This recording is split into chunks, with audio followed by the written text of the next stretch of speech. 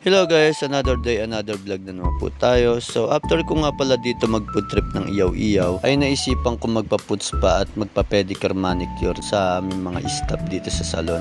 So ito nga pala ang unang salon namin at ito ang pangalawang salon namin. Halos magkalapit lang sila, mga ilang pagitan lang na salon. So dito nga habang nakaupo ako ay binababad na nga ang aking mga paa, pang lumambot ang aking mga kalyo. At habang binababad dyan ay nililinisan na rin ako ni Ate Ami ng mga kuko. Pinuputulan niya yung mga mahaba kong kuko at sabay na rin sa paglinis nito. At habang nililinis yan ay inumpisan na nga rin ang aking paa na i-scrub at sobrang dami niyang nakuha mga cheese dahil nga matagal-tagal na rin akong hindi nagpapaputs pa, mga ilang buwan na rin, siguro isang buwan na rin yun. Ito nga nililinisan na ako sa aking mga kamay at mamaya pagkatapos ng aking puts pa, susunod naman ang aking mga paa. So ito nga natapos ng aking kamay, nalinisan, dalawa yan, hindi ko lang mabidyoan yung isa kasi hawak-hawak ko nga yung cellphone. At inumpisan na nga yan na scrub na ginagamit namin sa pagpuputs pa. So ayan, minamasahe niya, napakasarap sa pakiramdam kasi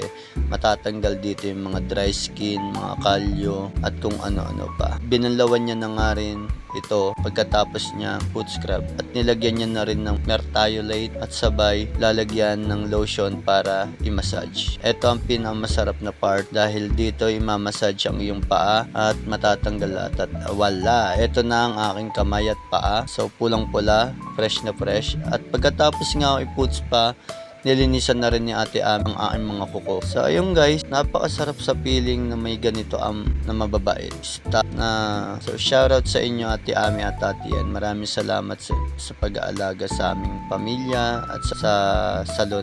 Shoutout din sa lahat ng staff ng Style Icon Family.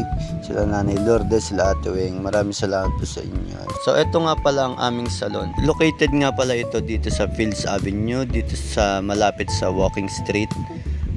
Dito sa Angeles, Pampanga. So shoutout po dito sa mga customer namin dito sa Style Icon. Maraming salamat po sa inyo.